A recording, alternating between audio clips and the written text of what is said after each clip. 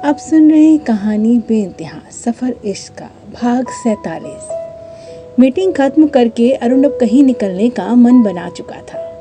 वे जो ही बाहर तक आया वैसे ही सिक्योरिटी टीम उसे अपने घेरे में ले लेते हैं। ये सब देखते हुए उसका दिमाग घूम गया, क्योंकि इस तरह का बंधन उसके लिए असहनीय था। वे ज्यों ज्यों कार की तरफ बढ़ रहा था वे सब भी क्रमशः उसके आगे पीछे चल रहे थे। उसे जहाँ जाना था उसके लिए वे उन सब से पीछा छुड़ाना चाहता था। इसलिए कुछ सोचते हुए वे अपने ड्राइवर राजवीर को बुलाते हुए उससे फुसफुसाते हुए कुछ कहता है, जिसे सुनते हुए आंखों आंखों से उसे विनती करने लगता है कि प्लीज ऐसा मत करिए। लेकिन अरुण तय कर चुका था।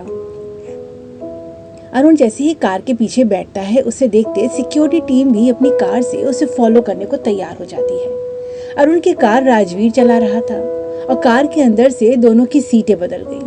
अब राजवीर पीछे बैठा डरा सहमा बार बार पीछे मुड़कर देखने लगा। कार पोर्ट से निकलती ज्यों ही अपने रास्ते पे अनुसार ब्रिज में चढ़ने लगती ही अरुण तुरंत ही कार को ब्रिज के नीचे वाले सड़क पर घुमा लेता है। इससे सिक्योरिटी टीम एकदम से रास्ता भ्रमित होते ब्रिज में चढ़ जाती है। अब जब तक कि वो वापस लौट कर उसे फॉलो करते अरुण अपना काम कर चुका था। वह राजवीर को पैसे देकर टैक्सी स्टैंड छोड़कर अपने गंतव्य की ओर बढ़ जाता है। ये सिर्फ अरुण ही जानता था कि उसकी अगली मंजिल हॉस्पिटल थी, जहां किरण के पिता को उसने एडमिट कराया था। अगले ही कुछ मिनटों में वे कार ठीक एक बहुत बड़े हॉस्पिटल के सामने रुकता है, जो एक बहुमंजिला हॉस्पिटल थी जो किसी 5 स्टार से कम नजर नहीं आ रही थी। असल में वे एक ट्रस्टी हॉस्पिटल था, जहाँ के सबसे बड़े शेयर होल्डर दीवान परिवार ही था।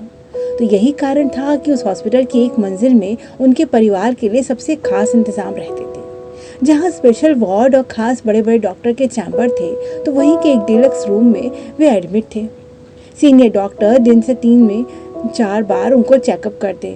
बाकी पूरा वक्त 1-2 जूनियर डॉक्टर उनके आसपास बने रहते और उन्हें लगातार मॉनिटर करते रहते। वे जिस रूम में अपनी गहन तंद्रा में थे उससे लगा हुआ एक अन्य रूम भी था, जहाँ 2 व्यक्तियों के रहने सोने की व्यवस्था थी और खाना हॉस्पिटल के खास कैंटीन से आ ही जाता था।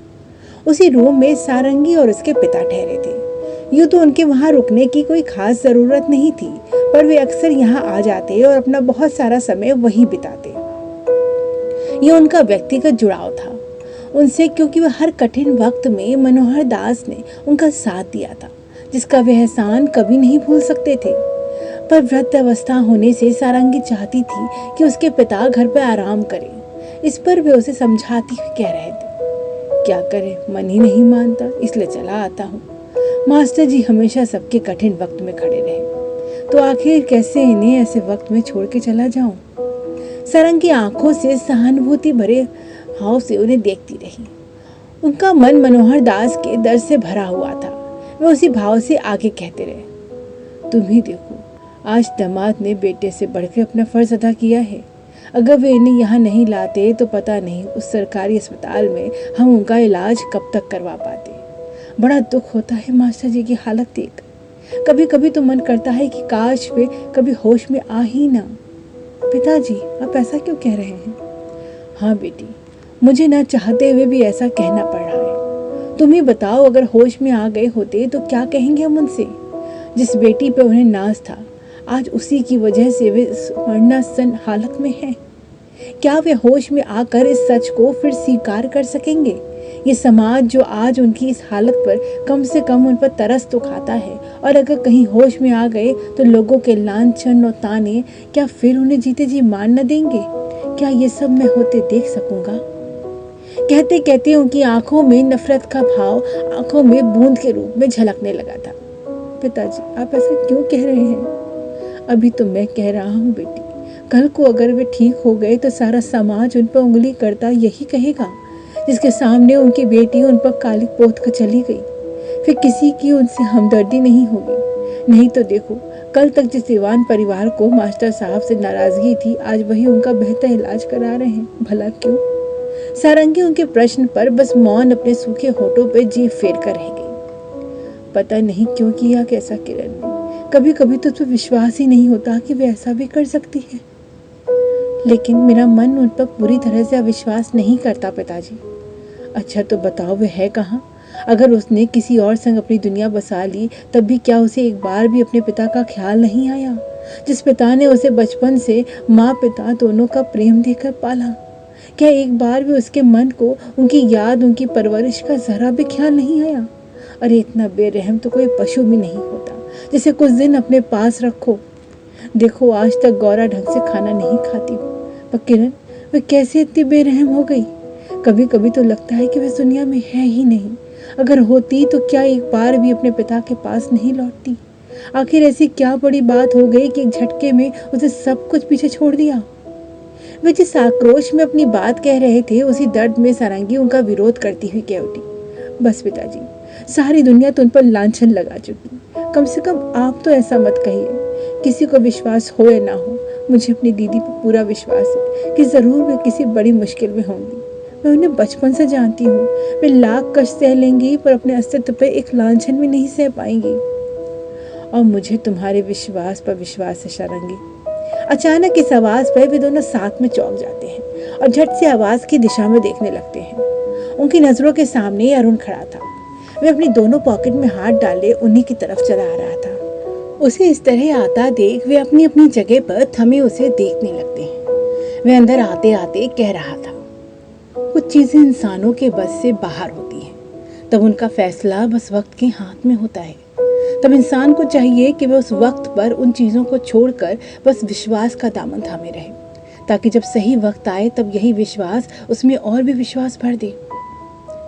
पता नहीं आने वाले वक्त में क्या लिखा है, पर आपने जो किया उसका एहसान।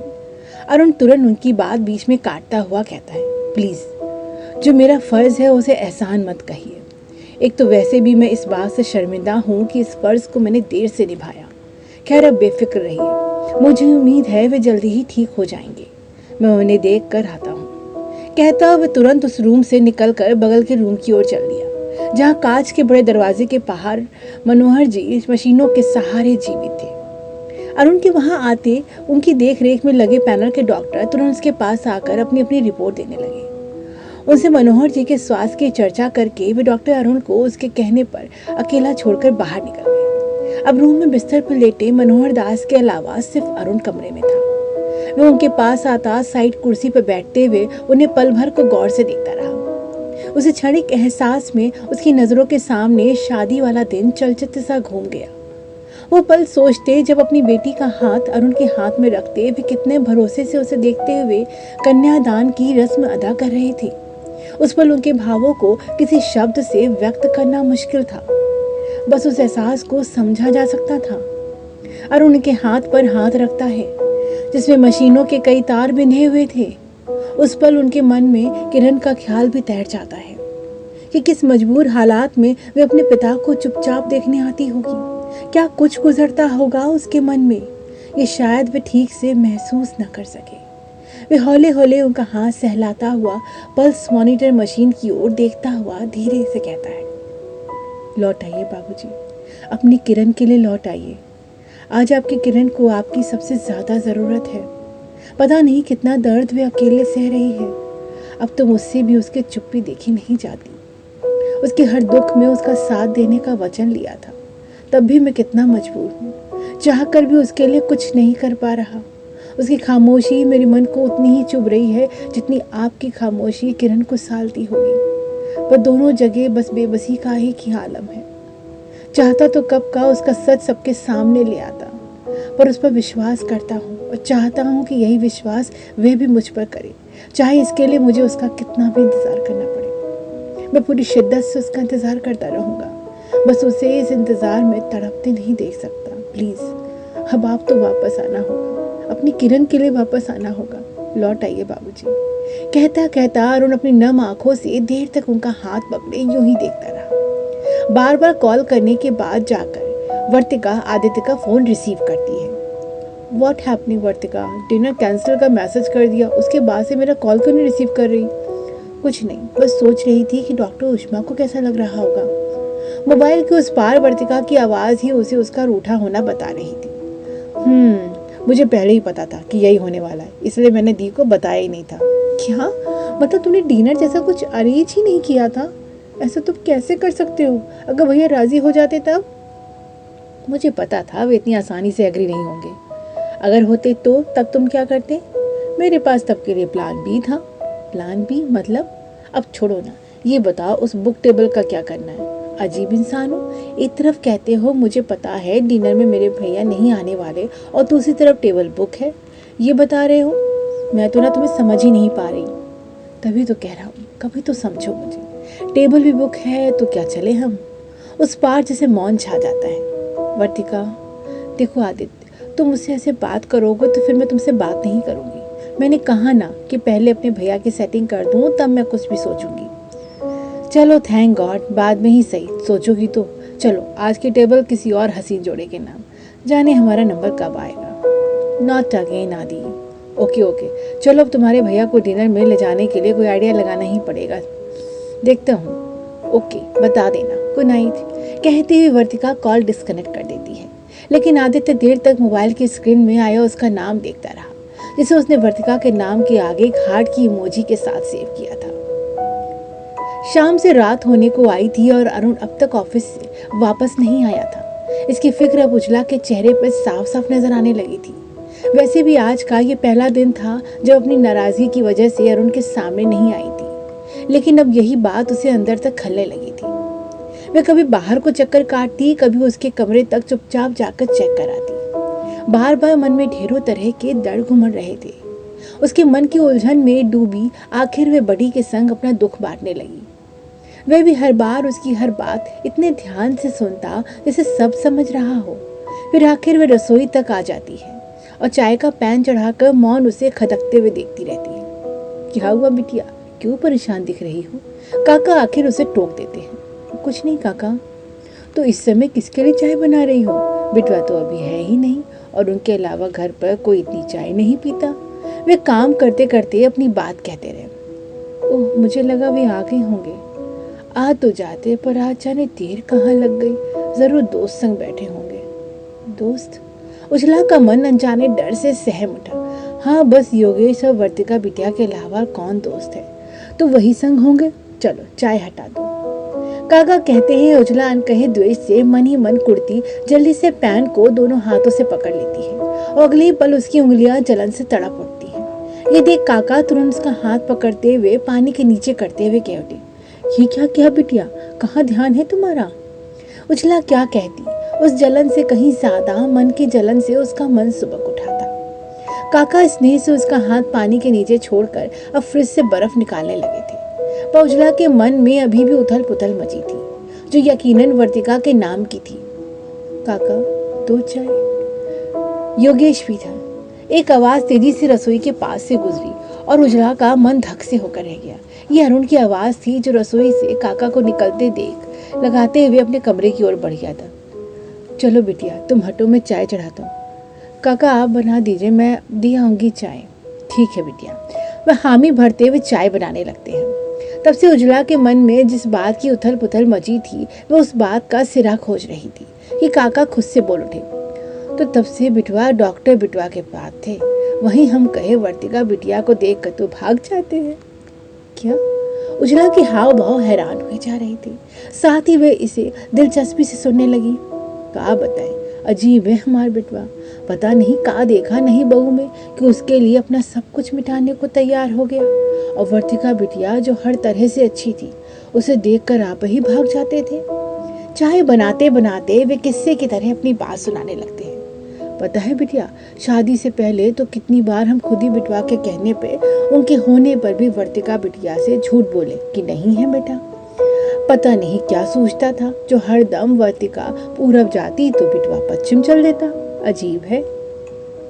बातों बातों में काका आज क्या कह गए, ये वे खुद नहीं समझ सके, पर उस पल ही सुनते उजला को तो अपनी खोई दुनिया मिल गई। उसकी यकीन की दीवार जो हल्के से दरकने लगी थी, अचानक लोहे की मजबूत सी दीवार हो गई। वह मन ही मन मुस्कुरा उठी।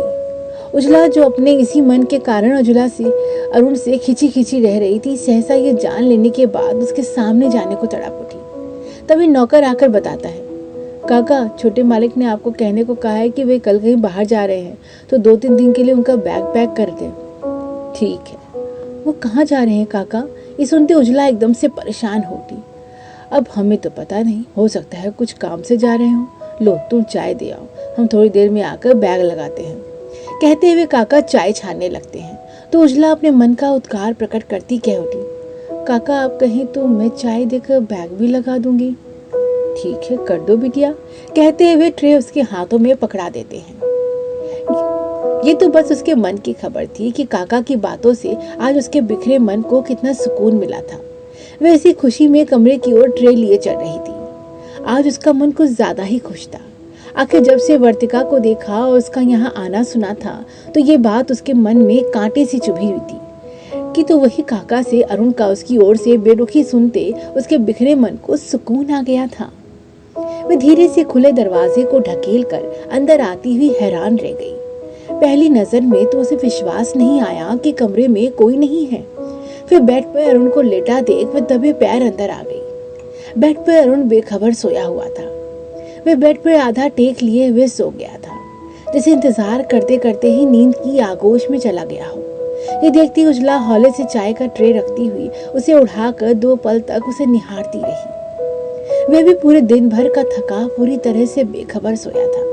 उसे ऐसे चैन से सोता देख उजला मन ही मन मुस्कुराती फिर बेडरूम से जुड़े चेंजिंग रूम की वार्डरोब की ओर बढ़ गई और एक बैग में सामान चपेट कर लगाने लगी। दिन की बेचैनी सारी रात मेनका को बेचैन किए रही। एक तरफ उसका प्यार था तो दूसरी ओर सारा परिवार। एक ऐसा परिवार जिससे वे अपने मन की बात कह तक नहीं सकती थी, क्योंकि अपने भाई अरुण की शादी का हर्ष वह देख चुकी थी कि धन दौलत की दीवार के नीचे उनका रिश्ता कितनी बुरी तरह से कुचला गया था।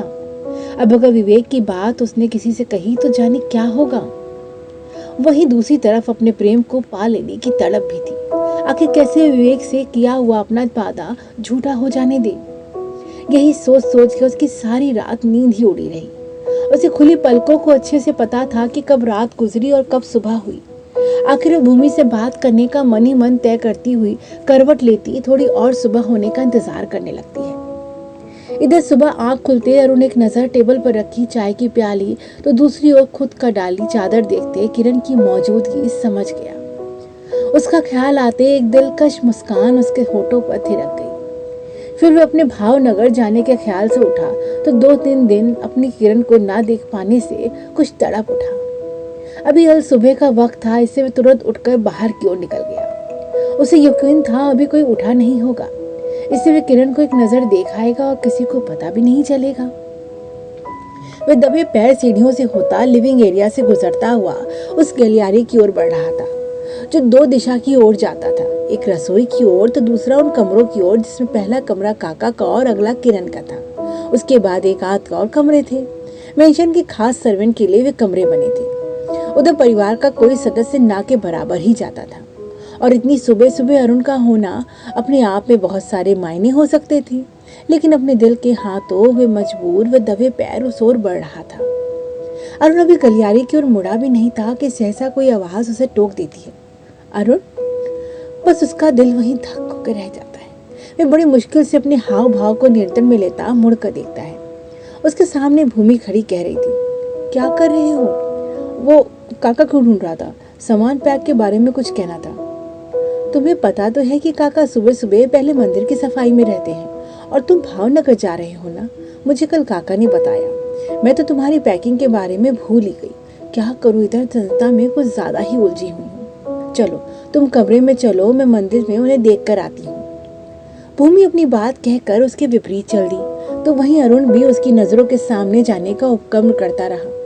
लेकिन जैसे ही भूमि उसकी नजर से ओझल हुई वह फिर से किरण के कमरे की ओर मुड़ गया। वह जल्दी से उस कमरे तक पहुंच जाना चाहता था और खुले दरवाजे से देहरी पर खड़े खड़े उसे देखने लगता है जो आंचल से मुंह ढांपे सो रही थी। ऐसा अरुण समझ रहा था, पर आंचल के झीने पर्दे से किरण दरवाजे के पार खड़े अरुण और खुद पर पड़ती उसकी निगाह को देखती अंदर ही अंदर सिहर जाती है। वह बिना हिले वह लेटी रही। कुछ पल उसे मन भर निहारने के बाद वह यूं ही पलट कर जाने लगा कि बस किसी से टकराते टकराते बचता है। अब उसकी हालत सबसे खराब थी क्योंकि वह ठीक उजला के कमरे के बाहर खड़ा उसे निहारते हुए पकड़ा गया था और उसे ऐसा करते पकड़ने वाला कोई और नहीं क्षतिश था जो अपने कमर में हाथ रखे सर उठाकर अरुण को लगातार देख रहा था। फिर कहे कि उसे प्रश्न साफ थे कि वे यहाँ क्या कर रहे हैं और क्यों उस उजला आंटी को देख रहे हैं, और बाकी के प्रश्न तो बनते ही हैं। अरे क्षितिज, मैं तुम्हें ही ढूंढ रहा था, पर आप तो आंटी को देख रहे थे। क्षितिज की बेबाकी पर अरुण तुरंत सकपका गया। पकड़ता क्या, जल्दी से क्षितिज को पकड़े उसकी ओर झुकता हुआ कहता है, मैं आज बाहर जा रहा हूँ ना, तो तुमसे अब पूछने आया था कि तुम्हारे लिए कौन सी चॉकलेट लाऊं। सच्ची चाचू? अरुण क्षितिज की कमजोरी जानता था कि उसे कितनी ज्यादा चॉकलेट पसंद है, पर भूमि अभावी अक्सर उसकी सेहत की चिंता के कारण उसे वो खाने नहीं देती थी। तब वह अरुण की खुशामद करते मंगवाता था। सच्ची चाचू, मैं आपको बताता हूँ कि मुझे कौन कौन सी चाहिए। हाँ हाँ बताओ, मैं वही लेके आऊंगा, कहता हुआ अरुण उसे गोदी में उठाए उठाए उस ओर से निकल जाता है। लगातार धीमी पड़ती आवाज से उजला समझ गई कि अरुण वहां से जा रहा है। यह आभास होते वह तुरंत उठकर बैठ गई और हैरान सब सोचने लगी। उसकी उलझन अजीब से प्रश्न पर अटकी थी। क्या अरुण इसके प्रति आकर्षित हो रहा है, मतलब उजला के प्रति? फिर किरण कहाँ जाएगी? क्या उसका अस्तित्व सदा के लिए खत्म हो जाएगा? अजीब सी उलझन में उसका मन पड़ा था। जो चाहती थी जब वो हो रहा है तो वो उसे अच्छा लग रहा है। आखिर क्या रजा है इस वक्त की? वे अपने ख्याल में गुम थी कि सहसा तेज हंसी की फुहार से उसका ध्यान टूटा और वह तुरंत बाहर की ओर निकल गई, जहां से वह आवाज आई थी। अरुण और क्षितिज की मिली जुली हंसी की आवाज सुनती वह गलियारी तक आ गई, जहां से लिविंग रूम में रखी कांच की बड़ी सी टेबल पर क्षितिज को बैठाए अरुण उससे बातें कर रहा था, और बातों बातों में बीच बीच में वे दोनों खिलखिलाकर हंस पड़ते। आज वह कुछ अलग ही रूप में था। अक्सर खामोश रहने वाला अरुण कुछ ज्यादा ही हंस रहा था, जिससे वे खामोशी से उसकी नजरों से छिपी बात सुनने लगती है। चाचू, सच में आप 3 डेज के लिए जा रहे हो? हाँ, शायद जल्दी भी आ जाऊं या इससे भी ज्यादा टाइम लग जाए। ओ चाचू, उदास सा मुंह बनाते क्षितिज गोल गोल मुंह कर लेता है। ये देखते अरुण उसके कंधों पे अपने दोनों बाजू हल्के से रखता हुआ कहता है, अच्छा तुम्हें याद आएगी ना मेरी? हाँ चाचू, कितनी आएगी? वह भी मुस्कुराते हुए पूछता है। इस पर क्षितिज अपनी दोनों बाहें फैलाते हुए कहता है, इतनी सारी आएगी चाचू, अब मुझे इतनी सारी। अरुण भी अब उसकी तरह अपनी बाहें हवा में दूर तक फैलाते उसी की तरह कहता है, जिससे क्षितिज खिलखिलाकर हंस पड़ता है। अरुण भी हंसता हुआ उसे अपनी बाहों के बीच समेटता हुआ अब चुपचाप उस ओर देख रहा था, जहां उजला उसकी नजरों से छिपी खड़ी थी। ऐसा उसे लग रहा था, पर हवा से उड़ती उसकी साड़ी उसके होने की चुपचाप चुगली कर दे रहे थे। चाचू, पता है मेरी मैम ने एक बार एक स्टोरी सुनाई थी। उसमें जब कोई किसी को याद करता है ना, तो वो जादू से उसके सामने आ जाता है। अच्छा? हाँ चाचू, आप भी ऐसा करना और मैं झट से आपके सामने आ जाऊंगा। बिल्कुल, तब तो बहुत ज्यादा याद करूंगा मैं। नन्हा क्षितिज इस बात पर कसकर खिलखिलाता हुआ कहता है, फिर तो चाचू आप अचानक से मुझे देखकर डर जाओगे ना? नहीं, मैं तो बहुत खुश हो जाऊंगा। आखिर दिल से जो याद किया होगा। अपना आखिरी वक्त में कुछ इस तरह धीमे से कहता है जैसे बस अपने दिल को कह रहा हो, पर निगाह अभी भी उसकी वही थी जहां उजला खड़ी थी। उजला दिल थामे सब सुन रही थी। उसका मन उन शब्दों को भी सुन रहा था जो कहे भी नहीं गए। इससे उसका मन और बेचैन हो उठा। सहसा उसे एहसास होता है कि आवाज आनी बंद हो गई, तो वह झट से उस ओर बढ़ गई। वह वहां कोई नहीं था। वह इधर उधर देखने लगी, पर वहां अब न क्षितिज दिखा न अरुण। इससे अपने उधेड़ बुन में घिरी वे पलट कर वहां से जाने लगी। वे अपने में गड़बड़ सोचती हुई रसोई की ओर चली जा रही थी कि सहसा किसी से टकराती टकराती बची। असल में वे नीचे देखकर चल रही थी, जिसे वे सामने से आते अरुण को नहीं देख पाई और उससे टकरा गई। ये बात अलग थी कि अरुण उसे जानकर अनदेखा करता उसकी ओर बढ़ा रहा था। वह अचानक से लड़खड़ा जाती है और बस गिरने वाली थी कि अरुण एक हाथ से उसकी गिरती देह उसकी कलाई पकड़ कर चा लेता है। वह पल भर को उसकी बाह में झूल जाती है। उस वक्त अजब दृश्य बन गया था। दो जोड़ी निगाह एक दूसरे पे टिकी रह गई थी, मानो सारी कायनात उन आंखों में समा गई हो। ना उन पल को अरुण को उसकी कलाई छोड़ने का ख्याल रहा और ना उजला को उससे अपनी कलाई छुड़ाना। चाचू, अचानक एक आवाज और आवाज खुला मुंह उन दोनों को ताकने लगा था, जिससे दोनों अपनी अपनी तंद्रा से होश में आते अपनी अपनी जगह तनकर खड़े हो जाते हैं। उन दोनों को सामने खड़ा क्षितिज अपनी नन्ही नन्ही पलके झपकाते कभी अपनी उजला आंटी को देखता तो कभी अपने चाचू को। चाचू, अपने आंटी का हाथ क्यों पकड़ा हुआ है? क्षितिज की बात सुनते अरुण को ख्याल आता है कि उसने अभी तक उजला की कलाई छोड़ी नहीं थी। ये देखते ही जहाँ उजला कसमसा कर अपनी कलाई छुड़ाने का उपक्रम करती है, वहीं अरुण उसकी कलाई छोड़कर थोड़ा और किनारे खड़ा हो जाता है। इस हालात में जहाँ क्षितिज उन दोनों को अनबूझा सा देख रहा था, वहीं दोनों बुरी तरह से झेपे हुए लग रहे थे। इस हालात से निकलने उजला जल्दी से क्षितिज का हाथ पकड़े ले जाती हुई कहती है, चले स्कूल जाना है ना। उस वक्त उजला की जो हालत थी उससे वे बस तुरंत वहां से निकल जाना चाहती थी। उजला पर अरुण कहाँ इतनी आसानी से उसे छोड़ने वाला था। वह उसे हड़बड़ाते जाते देखता, टोकता हुआ बोल रहा था, मुझे चाय अभी चाहिए, थोड़ा जल्दी ले आना रूम में। वे बस मौन ही हामी भरती तुरंत ही वहां से निकल जाती है। व्हाइट ब्लेजर पर व्हाइट पैंट, उस पर हल्के नीले रंग की टाई के साथ अरुण अपने स्वभाव के साथ बिल्कुल ही कूल नजर आ रहा था। वे भावनगर जाने को बिल्कुल तैयार था। मिस्टर ब्रिज भी जरूरी पेपर्स के साथ बाहर ही खड़े थे। राजवीर भी अरुण की कार को अच्छे से चमका कर तैयार खड़ा था, तो वहीं उसके पीछे चलने को बॉडीगार्ड की कार भी तैयार थी। अरुण का जरूरी सामान नौकर कब का कार में पहुंचा चुके थे और वह भी अपनी ओर से तैयार कब का खड़ा था। फिर भी वह अभी तक जाने को क्यों नहीं निकला, ये कोई नहीं जानता था। बड़ी अभी उसके पैरों के पास लेटा लगातार अपनी पूंछ हिला रहा था। उसने अपना मुंह उसके जूतों के बीच में घुसा रखा था, जैसे उसका जाना उसे भी रुला दे रहा हो। वे अपना सर उठाकर उसे नहीं दिखाना चाहता था। उसका प्यार से उसका सर सहलाते हुए अरुण कहता है, तू तो यार है मेरा, तो मेरा एक काम करेगा ना। देख, मेरे जाने के बाद मेरी किरण का ख्याल रखना, और जब तक मैं वापस ना आ जाऊं उसे कहीं अकेले मत जाने देना, समझा ना। ये भावनाओं की आपसी समझ थी, जिसे कोई नहीं कह सकता था कि क्या कोई जानवर इंसान की बोली समझता भी है। पर जहाँ जज्बातों का रिश्ता हो, वहाँ शब्दों की कोई ज़रूरत नहीं होती, बस भावनाएं दूसरे को समझ लेती हैं। जैसे उजला अपने दिल की हर बात बड़ी को कह लेती, तो वहीं अरुण भी उससे ऐसी ही बात करता, जैसे कोई अपने जिगरी यार से बात कर रहा हो। बड़ी पिछले 8 सालों से अरुण के पास था, जब एक छोटा सा पपी था। अपने अकेलेपन को दूर करने जब अरुण ने एक डॉग पालने का सोचा और वो एक डॉग हाउस पहुंच गया, तब वहां उसने कितने सारे नस्ल के एक से एक बढ़कर डॉग देखे। वे दुकान की ओर उन मूक मित्रों की ओर इंसानों की दुनिया में दोस्ती और प्यार बन के आई थी। कुछ इसी ख्याल से अरुण भी वहां पहुंचा था। एक रिच कस्टमर को देखते दुकान वाले ने अरुण के सामने एक से एक महंगे डॉग रखने शुरू कर दिए। किसी के सुनहरे फर दिखाता तो किसी की फुर्ती की तारीफ में कसीदे पढ़ने लगता। तब अरुण बुरी तरह से कंफ्यूज था कि आखिर किस बेस पर वे अपने लिए एक डॉग पसंद करे। कोई भी डॉग उसकी नजरों को जब तक देर तक न अपील न कर पाया, तो वह उसी डॉग दुकान में चक्कर काटने लगा। सभी तरह के जानवर थे वहां पर अब तक वह कुछ डिसाइड नहीं कर पाया था कि तभी उसकी नजर एक फिश टैंक की ओर गई, जिसमें एक मछली बुरी तरह से उछल रही थी। अरुण को लगा शायद वह मछली कुछ परेशान है। ये सोचकर वह उस टैंक के पास आ गया। वह टैंक ऊपर से खुला पड़ा था, जिसमें वह हाथ डालकर उसे निकालकर बगल के पॉट में डालने के बारे में सोच ही रहा था कि तभी 2 चीजें अचानक से हुई और वह टैंक एक तेज आवाज के साथ नीचे गिर पड़ा। आवाज इतनी तेज हुई कि दुकानदार भागता हुआ वहां आता है और हैरान उसकी ओर देखता बात समझने लगा। अरुण ने एक नज़र ज़मीन पर टूटे पड़े टैंक को और दूसरी नज़र पानी में तड़पती मछली को देखता हुआ तुरंत उसे उठाकर पास के पॉट में डाल देता है।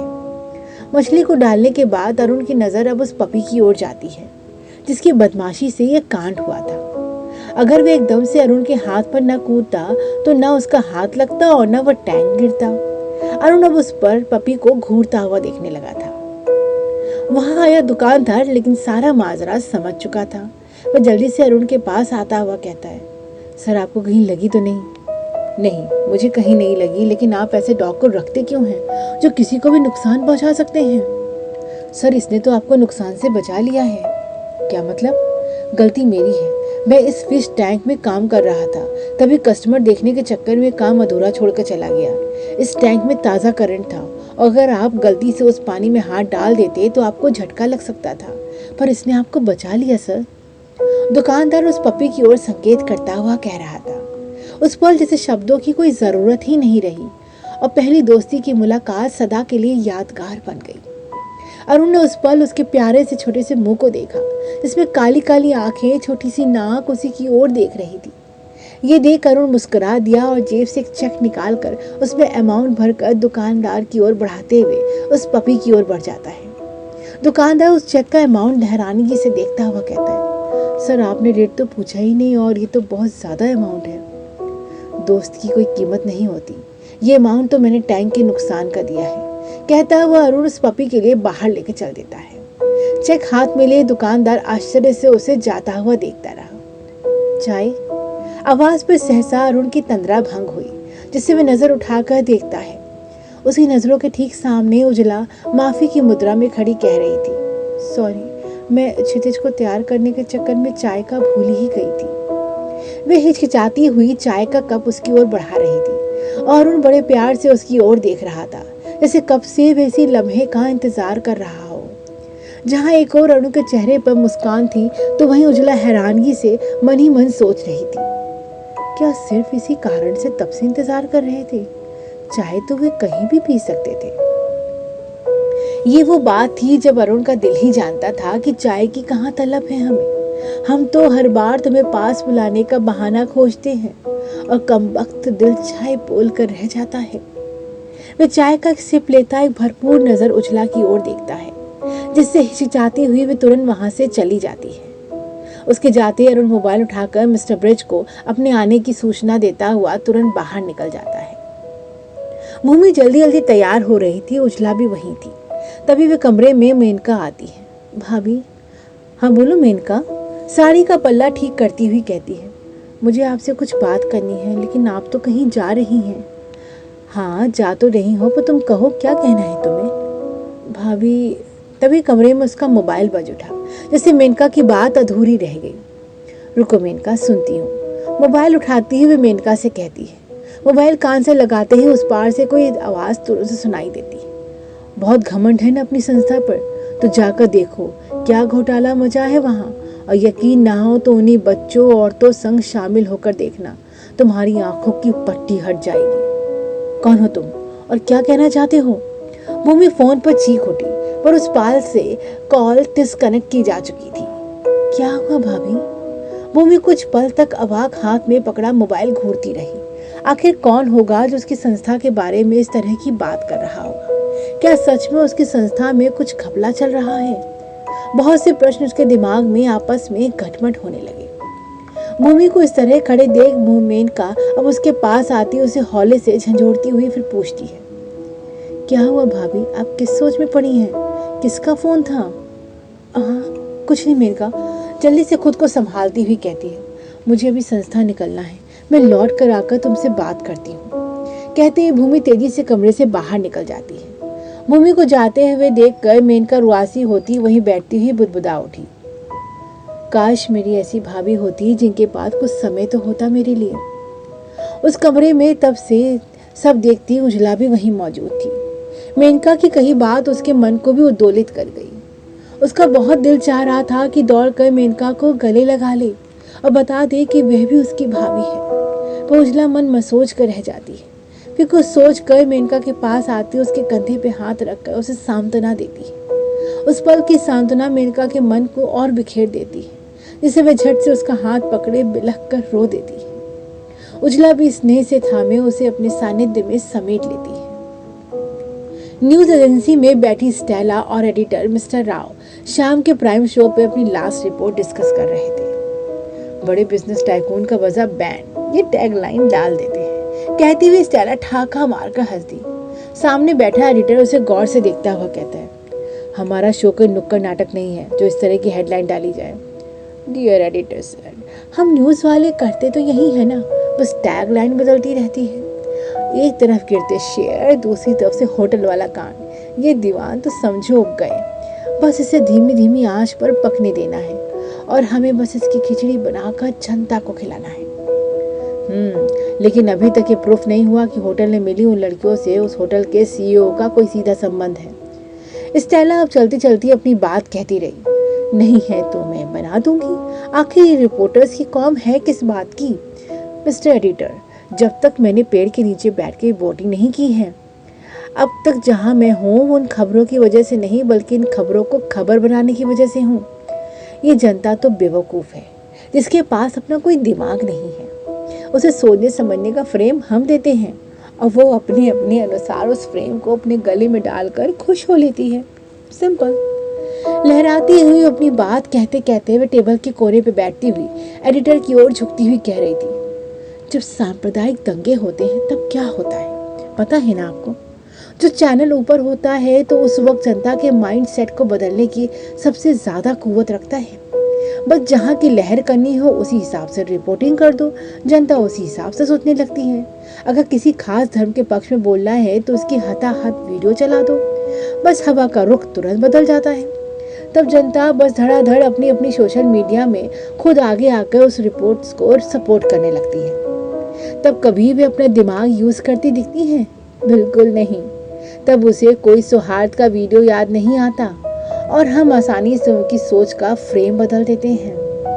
बस इस बार भी यही करना है, दीवान परिवार की नैतिकता पर वार करना है। इसमें सपोर्ट पर उसके छोटे बेटे और दीवान की भागी हुई पत्नी की खबर इसमें हाइप पर काम करेगी और बस जनता हमें खुद सपोर्ट करती दिखेगी कि किस तरह पैसों के बल पर ये लोग आम लोगों की नैतिकता के साथ खिलवाड़ करते हैं।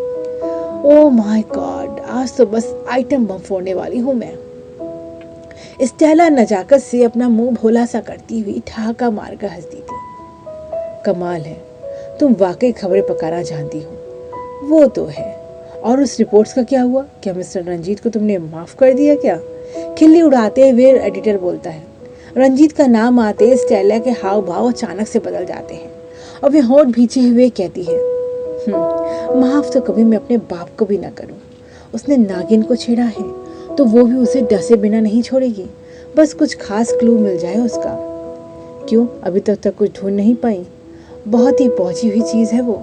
उसका कोई भी क्लू अब तक मेरे पास नहीं आया, लेकिन मैं लगी हूँ और बहुत जल्दी उसका भी काम तमाम करने वाली हूँ। फिलहाल तो मैं चली इस दीवान से कुछ वसूलने।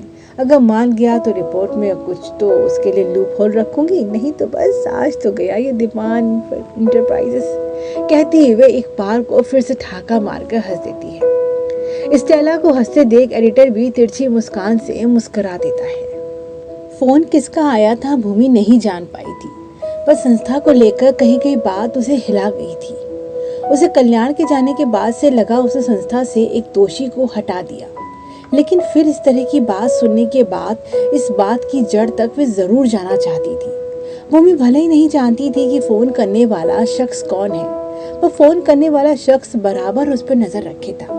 वे किसी अनजान नंबर का प्रयोग करके उस सिम को निकालकर सहेज कर अपनी जेब में रखता हुआ खुद से कह रहा था, अभी तो शुरुआत है। इस नंबर से जो अगली कॉल मैं करूँगा उससे तो तुम्हारे होश ही उड़ जाएंगे।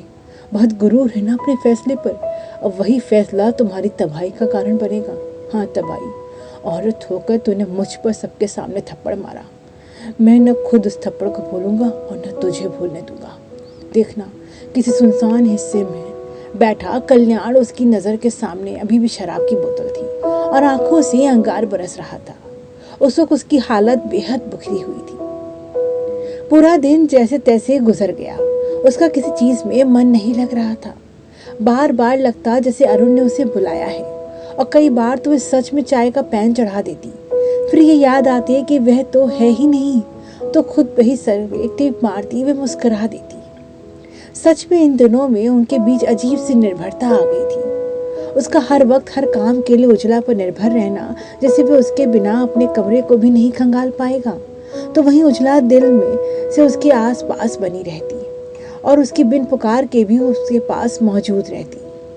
कैसा रिश्ता था उनके बीच, दो जानने वालों के बीच अनजाना सा रिश्ता।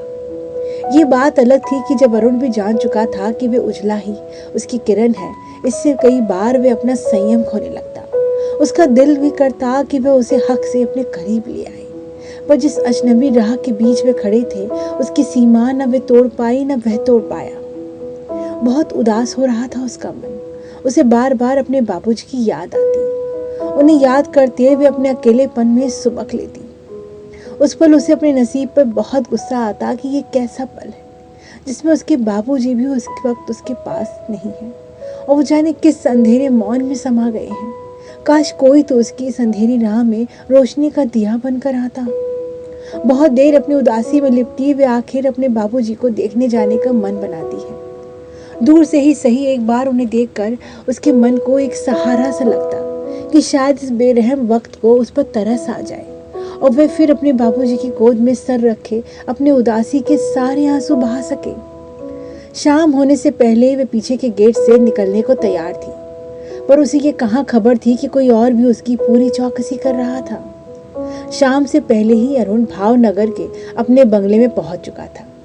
वहां आते ही मिस्टर ब्रिज सारी जरूरी रिपोर्ट्स उसके सामने रखते हुए कह रहे थे, बस अब आप बताएं कि कब एस्क्यूट करना है। मेरी पुलिस कमिश्नर से भी बात हो चुकी है। उन गुंडों पर लगे चार्ज को बस फिर से जिंदा करना है और वह जेल के अंदर होंगे।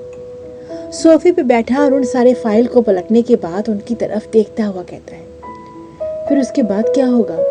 वे गुंडे जेल से छूटेंगे और दोबारा उन मजदूरों पर अपनी भड़ास निकालेंगे। फिर इसकी प्रतिक्रिया में हो सकता है मजदूर फिर उग्र हो जाए और उन गुंडों संग भिड़ जाए, जिसके बाद गुंडे फिर उन पर अपनी गुंडाई दिखाएंगे। इस तरह से आपको लगता है ये चक्र कभी रुकेगा?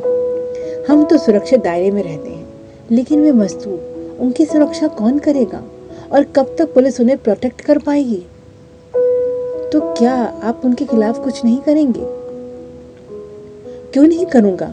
मैं समस्या के खिलाफ करूंगा, ना कि किसी व्यक्ति के खिलाफ। और अगर मुझे यही जोर आजमाइश करनी होती तो उसके लिए मैं 350 किलोमीटर नहीं आता, बल्कि ये काम तो मैं एक फ़ोन कॉल से भी कर सकता था। फिर फैक्ट्री का काम कैसे शुरू होगा? वो गुंडे ऐसे ही आतंक मचाते रहेंगे और मजदूर वो तो इस हालत में काम ही नहीं कर पाएंगे। इसी समस्या का तो मुझे परमानेंट सोल्यूशन निकालना है। वो कैसे सर? अगर ट्रेन के डिब्बे गिनने हैं तो मैं ट्रेन से उतरकर प्लेटफॉर्म में आना ही पड़ेगा। अरुण अपने पैर पर पैर चढ़ाते हुए जिस इत्मीनान से अपनी बात कह रहा था, उससे मिस्टर ब्रिज के होश उड़े जा रहे थे। वे कंफ्यूजन से उसे देखने लगे थे। मिस्टर ब्रिज अरुण के ठीक सामने के सोफे पे बैठे थे और पूरी तरह से ताज्जुब होते अरुण को देख रहे थे। तो वे इस बात को बिल्कुल नहीं समझ पा रहे थे कि बिना कार्रवाई के आखिर उन गुंडों से वे कैसे निपटेगा। मैं आपकी बात बिल्कुल समझा ही नहीं। सीधी सी बात है, बिना समस्या की जड़ तक जाए उसका उपचार करना कतई संभव ही नहीं है। उसके लिए मैं खुद वहां जाऊंगा और बात की जड़ तक पहुंचूंगा और तभी डिसाइड करूंगा कि मुझे आगे क्या करना चाहिए। लेकिन उससे पहले आप एक काम करिए। हाँ कहिए सर। प्लीज़ आप मुझे ये बार बार सर न कह के सर पर उठाना बंद करिए। ब्रिज जी, आप डैड के साथ लंबे समय से काम कर रहे हैं। आपकी नज़रों के सामने मैं पलकर बड़ा हुआ हूँ। आप मेरे लिए पिता तुल्य हैं। इनफैक्ट मुझे आपसे बहुत कुछ सीखना है, इसलिए प्लीज़ आप मुझे मेरे नाम से ही पुकारिए। अरुण की बात पर मिस्टर ब्रिज अचंभे से उसे देखने लगते हैं। ये बात सही थी कि उन्होंने अरुण और आकाश को बचपन से देखा था और पिछले 30 सालों से वे दीवान साहब के दाएं हाथ की तरह वे काम कर रहे थे। लेकिन ऐसा पल पहली बार आया कि जब उन्हें उनकी उम्र के अनुसार तवज्जो दी गई हो। वे सहज भाव से हामी में सर हिलाते हुए कहने लगे, ठीक है, जैसा तुम चाहो, लेकिन क्या करना चाहते हो अरुण? ये तो मुझे भी नहीं पता, लेकिन तो मैं उनके बीच जाकर पता करना चाहता हूँ। ये क्या कह रहे हो? अकेले कैसे जाओगे? अब अरुण खड़ा टहलता हुआ अपनी बात कहने लगा। आपको पता है, जब ऊपर से हम किसी को देखते हैं तब बस हम उसके सिर की नजर आते हैं, पर जब हम किसी के बराबर सामने खड़े होते हैं तो उसकी आंखों और दिल को भी हम बराबर से देख सकते हैं। और बस मैं यही करना चाहता हूँ। मैं उनके बीच अरुण की तरह जाऊंगा, ना कि अरुण दीवान की तरह। तब मैं उनकी परेशानी को अच्छे से समझ सकूंगा। अरुण की बात सुनते हुए उसकी बात के कायल होते नजर आते सहज भाव से कहने लगे, बिल्कुल वैसे ही जैसे अपनी प्रजा के बीच अपना राजा आम इंसान की तरह जाता है और उनके दुख दर्द को नजदीक से समझने की कोशिश करता है। मिस्टर ब्रिज भी अब चलते हुए अरुण के ठीक सामने खड़े होते हुए कह रहे थे, पता नहीं क्यों आज मुझे ऐसा लग रहा है जैसे सच में मैं कोई काम को दिल से होते देख रहा हूँ। अब फैसला गलत हो या सही, पर मैं तुम्हारे हर फैसले पे साथ हूँ। इस पर अरुण सहजता से हामी में सर हिला देता है। तो फिर राजा बिना प्रधानमंत्री के कैसे जाएगा? क्या मतलब? मेरा मतलब जहाँ राजा वहीं उसका प्रधानमंत्री भी साथ रहेगा, तो वो मैं हूँ ना। कहते हुए बड़े विश्वास से अरुण को देखते हैं, जिस पर वे सहज मुस्कान से मुस्कुराता हुआ कहता है, तो आज रात निकलते हैं फिर? बिल्कुल। दोनों संवेद भाव से मुस्कुरा देते हैं। उजला बाहर जाने का मन बनाती हुई बस निकलने ही वाली थी कि सहसा कोई पीछे से उसका आंचल पकड़ लेता है। वह झट से हैरानगी से पीछे पलटती कह उठती है, तुम हो? उजला का आंचल अपने मुंह में दबाए बड़ी उसे ठीक पीछे खड़ा था। छोड़ो ना, मुझे जाने दो, कहती हुई उजला उसके मुंह से अपना आंचल छुड़ाने लगती है, पर बड़ी उसका आंचल नहीं छोड़ता, बल्कि उसे वापस अपनी ओर खींचने लगता है। ये देखते उजला थोड़ी नाराजगी से कह उठती है, देखो बड़ी, अभी मेरा मन तुम्हारे साथ खेलने का बिल्कुल नहीं है, छोड़ो ना। देखो ये कोई मस्ती का समय नहीं है, मुझे जाने दो। देखो अपने बाबूजी से मिले बिना मुझसे रहा नहीं जाता, तो जाने दो ना। एकदम से आंचल को खींचने से उसका आंचल का एक टुकड़ा बड़ी के मुंह में ही रह जाता है। ये देखते उजला का चेहरा रुआसा हो उठता है। वे अपने फटे हुए आंचल को बेबसी से देखते हुए विफर पड़ती है। तू कितना बुरा है, बस हमने खेलने की ही तुझे पड़ी रहती है। देखो फाड़ दिया ना मेरा आंचल, अब बोलो कैसे जाऊंगी मैं बाहर। उजला रुआसी होती वहीं गार्डन में बैठी धीरे धीरे सुबकने लगती है।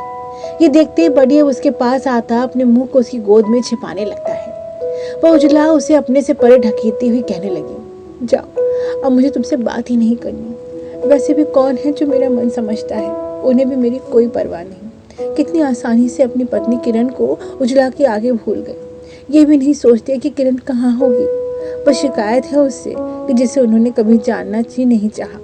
और तू भी बस मतलब ही निकला, अपने खेल के चक्कर में मेरी साड़ी ही फाड़ दी। अब अगर अंदर साड़ी बदलने गई तो शर्तियाँ फिर नहीं निकल पाऊंगी। पर तुझे कहाँ कोई बात समझ में आती है, जानवर कहीं का। बड़ी अपनी ओर उसका झुकता उजला उसे अपने से दूर परे ढकेल देती है। उसका मन और दुखी हो उठा था। एक तो अरुण का जाना उसे बुरा लगा था, तो वहीं अपने बाबूजी से मिलने में नहीं जा पाई थी। इससे वो उदास होती काफी देर वहीं बैठी रही। मिस्टर ब्रिज इतना तो समझ गए थे कि अरुण कुछ अलग करने जा रहा है, जो दीवान साहब कभी नहीं करते। वे उस लोगों के बारे में सोच रहा था जिनका आज तक सबने प्रयोग ही किया था। कभी उन्हें इंसान की तरह तवज्जो ही नहीं दी गई थी। वे मानते थे कि भावनाओं से बिजनेस नहीं चलता, लेकिन बिना भावना के लिए चलाना खुद को भी एक मशीन मान लेने जैसा था। वे अरुण को अचरज से देख रहे थे, जो अपना ब्लेजर उतारता हुआ अपनी शर्ट को रफली कोहनी तक आधा मोड़कर छोड़ता हुआ उनसे कह रहा था, तो चले। इस पर अपनी मुस्कान से सहमति देते वे भी अपना ब्लेजर उतार कर अपनी शर्ट को तितर बितर करते हुए हामी भरते हैं। लेकिन अचानक ये देखकर चौंक जाते हैं कि दरवाजे के बजाय वो बालकनी की ओर से निकल रहा था। अरुण, इसकी क्या जरूरत है, हम दरवाजे से क्यों नहीं जा रहे? क्योंकि मैं कितना भी मना करूं, ये सिक्योरिटी हमारा पीछा नहीं छोड़ने वाली। अब घी निकालने के लिए थोड़ा उंगली को टेढ़ा तो करना ही पड़ेगा ना, तो क्या इसके लिए बालकनी से कूदना पड़ेगा? वे दोनों साथ में बालकनी की ओर खड़े थे और मिस्टर ब्रिज बालकनी को देखते हुए थोड़ा हिचकिचा गए। तब अरुण खुद भी बालकनी से कूदकर बाहर निकलता है और ब्रिज को भी वैसे ही निकलने में सहायता करता है। वे साथ में बालकनी से निकलकर बैकयार्ड तक आते पिछले दरवाजे से होते हुए बाहर निकल आए।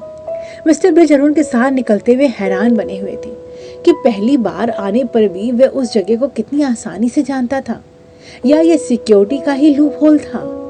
अरुण सिक्योरिटी वालों की नजरों में आए बिना ही आसानी से बाहर निकल चुका था और एक ऑटो को रोकता हुआ फैक्ट्री की ओर निकल गया।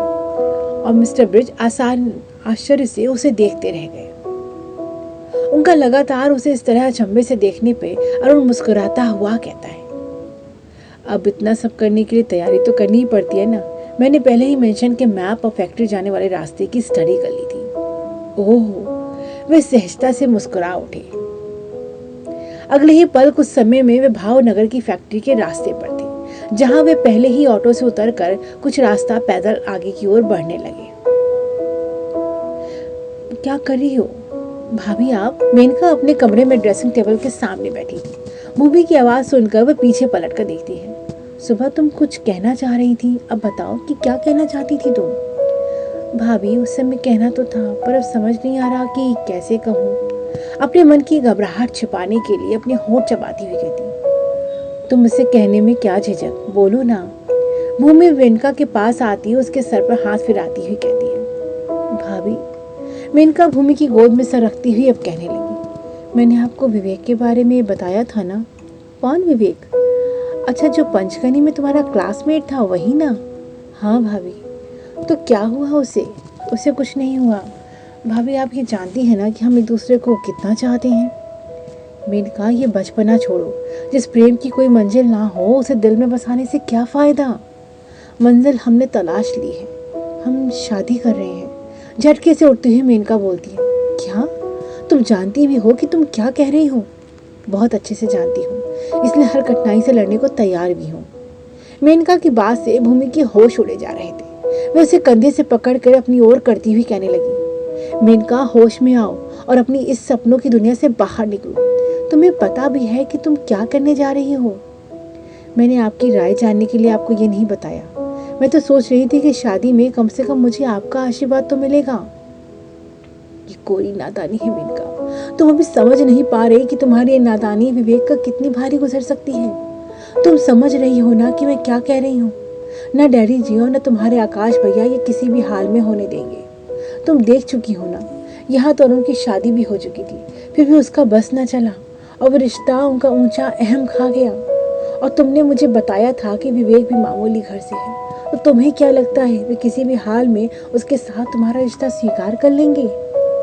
पर भाभी, आप तो मेरे साथ हो ना। मेरे होने से क्या होता है मेनका, मेरी कौन सुनता है। और मैं खुद के लिए भी क्या कुछ कर पाई हूँ जो तुम्हारे लिए करूँगी। तुम्हें क्या कहूँ कि यहाँ रिश्ते किस कीमत पे ढोए जा रहे हैं। भूमि भारी मन से बैठ जाती है। भाभी, मेनका भी आदर मन से उसके पास बैठती अपना सर झुका लेती है। कुछ पल तक कमरे में शांति छाई रही। फिर उसकी तंद्रा तोड़ती हुई भूमि आगे कहती है, सुन मेनका, क्या सच में विवेक तुझे अपना सच्चा जीवन साथी लगता है? क्या सच में वो तुम्हारा साथ कभी नहीं छोड़ेगा? हाँ भाभी, तो मेरी एक बात मान, शादी करके तुम कुछ समय के लिए यहाँ से दूर चली जाना।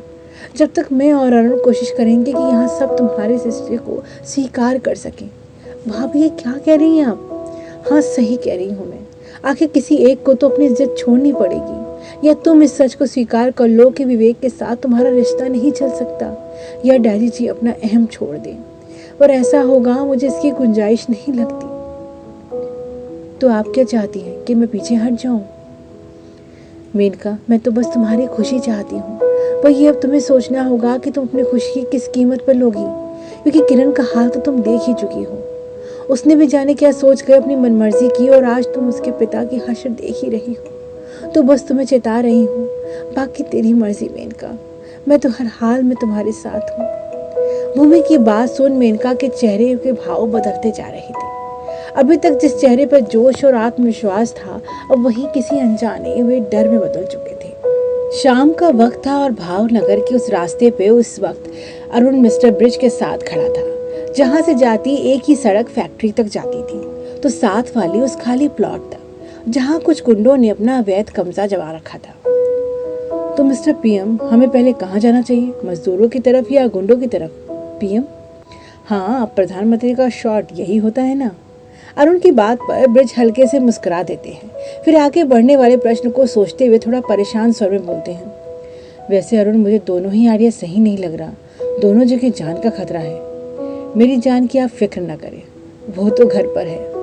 बेख्याली में जो अरुण कह गया, उस पर प्रश्नात्मक भाव से वे अरुण को देखते रहे, जिससे अरुण थोड़ा संभलते हुए कहता है, मेरा मतलब अरुण दीवान तो जान का खतरा हो सकता है, अरुण को नहीं। तो आप बेफिक्र होकर चलिए, क्योंकि बिना इसमें शरीक हुए हम इनकी समस्या जान ही नहीं सकते।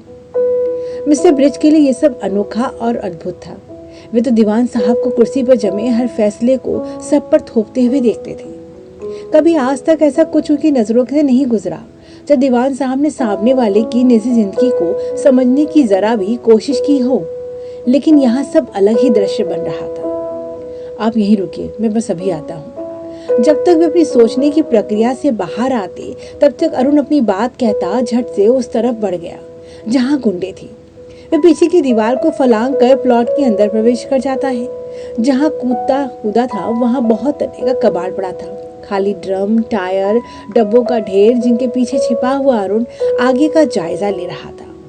वह ऐसे एकांत में खड़ा था जहाँ से वे आसानी से उस जगह का जायजा ले सकता था, पर उसको कोई भी नहीं देख पाता। वे वहीं किसी खाली ड्रम के पीछे आड़ लिए खड़ा था। तभी कोई कड़क आवाज उसे सुनाई पड़ी और अंधेरे में से दो लोग उसकी ओर आते हुए उसे दिखे। दोनों गुंडे टाइप के लोग दिख रहे थे, जिसमें से एक तो ज्यादा तगड़ा दिख रहा था। वो दूसरे वाले को हड़काते हुए बोल रहा था, अबे घसीटे, क्या मैं रोटी दारू में डुबो कर खाऊंगा? हम शराब बेचते हैं, पर खाने के वक्त तो रोटी के लिए टुकड़ी भूख मिटती है। पर भाई बहुत ढूंढा, चला आजकल दुकान ही नहीं मिली। और कल जो तू खाना लाया था वो किधर से लाया था? वही तो भाई, वो एक दुकान थी, वो कमीना पूरे दिन भर से दुकान बंद करके फरार है। देख बे, अपन को नहीं पता वो कहाँ मर गया, लेकिन अपन को टाइम पर रोटी और बोटी दोनों का इंतजाम चाहिए, नहीं तो अपन तेरे को भून कर तेरा कबाब बनाकर खा जाएगा, समझा ना। फिर कड़कते हुए उसका गिरेबान पकड़ कर उसे पीछे की ओर ढकेल देता है। इससे वह जमीन में लड़खड़ाते हुए गिर जाता है। उसे पीछे की ओर ढकेल कर वह ज्यादा तगड़ा आदमी वापस अंधेरे की ओर चला जाता है, जबकि दूसरा जो जमीन पर गिरा पड़ा था तुरंत ही उठता हुआ अपने गले में फंसे रुमाल को बुरी तरह से खींचता हुआ हाथ के बीच मरोड़ता हुआ बड़बड़ा उठा था। भाई कुछ समझता ही नहीं, कहाँ से खाना लाऊं, साला दारू का इंतजाम करना आसान है पर खाना मिलता ही नहीं। यहाँ से बस्ती कितनी दूर दूर है, अब किसके पास जाकर खाने की भीख मांगूं। फिर से जाता हूँ कहीं कुछ मिल जाए, नहीं तो साला सच में मुझे भून कर ये कच्चा खा जाएगा। अपने में ही बड़बड़ाते हुए वे आदमी भी दूसरी ओर चला जाता है। उन दोनों को जाते देख अरुण भी मौका देखकर दोबारा उस दीवार को फलांग कर उस पार पहुंच गया जहां ब्रिज अभी भी खड़े थे। उसे इस तरह आते देख वे अपने होश में वापस आते तुरंत उसकी ओर लपकते हुए दबी आवाज में कहते हैं, बातें करते करते कहाँ चले गए थे, मुझे तो तुम्हें लेकर फिक्र होने लगी थी। अभी दीवार से उतरकर अरुण सीधा ही खड़ा हुआ था कि दो कुत्ते एक दूसरे का पीछा करते उन दोनों के बीच से इतनी तेजी से निकले कि वे साथ में पीछे की ओर गिर पड़े, जहां रेत का ढेर था, जिस पर गिरे वे साथ में उठते हुए अपने अपने कपड़े झाड़ने लगे। अब यही होना बचा था। मुझे लगता है अरुण, अब हमें यहाँ से निकलना चाहिए। देखो हम दोनों गंदे हो चुके हैं। रुकिए पीएम, अभी हमारा काम पूरा नहीं हुआ और जो होता है अच्छे के लिए होता है। चलिए अब फैक्ट्री तक चलते हैं। जितना ब्रिज हड़बड़ाए हुए थे अरुण उतना ही रिलैक्स नजर आ रहा था। अरुण अब फैक्ट्री की ओर चल दिया था और चाह कर भी वे उसे रोक नहीं पाए। फैक्ट्री बंद पड़ी थी और सारे मजदूर इधर उधर बिखरे हुए नजर आ रहे थे। उस जगह पे कुछ 2-4 मध्यम वॉट के बल्ब जल रहे थे, जिनकी पीली रोशनी में वे दोनों साथ में आगे बढ़ रहे थे। तभी कोई उन्हें टोकता हुआ ठीक उनके सामने खड़ा हो जाता है। कौन हो भाई, कहाँ आए हो, यहाँ कैसे? ब्रिज अरुण की ओर देखते हैं तो अरुण बड़े शांत स्वर में कहता है, हम यहाँ पास ही किसी मंडली में आए थे पर शायद रास्ता भटक गए, क्या थोड़ी देर यहाँ बैठ सकते हैं? सामने खड़ा आदमी उन दोनों को ऊपर से नीचे देखता है। उस वक्त उनके कपड़े धूल से सने नजर आ रहे थे, जिससे उसे उन पर विश्वास करने में देर नहीं लगी। तभी उनके पीछे से कोई अधेड़ व्यक्ति आता हुआ कहता है, मदन किससे बात कर रहे हो, कौन है ये? काका, ये दो कोई भटके हुए लोग जान पड़ते हैं, कुछ थोड़ी देर यहाँ सुस्ताने को पूछ रहे हैं। उनके पीछे से चलता हुआ आता वे अधेड़ भी उन दोनों को नजरों से निरीक्षण करता हुआ कहता है, तो बैठने दो मदन, अरे भाई आ जाओ, बैठ जाओ यहाँ। आपका धन्यवाद काका। आगे बढ़कर बोलता हुआ अरुण उनके दिखाए स्थान पर जाकर बैठ जाता है। चलो मदन, खाना खा लेते हैं। काका मदन को अपने साथ चलने को कहते दूसरी ओर बढ़ जाते हैं। अरुण और ब्रिज उन सबको देखने लगे थे। वे मजदूर अब धीरे धीरे करके एक स्थान पर आकर जमा हो गए थे। वे देखते हैं कि कोने में मजदूर औरतें खाना पकाने में लगी हुई थी।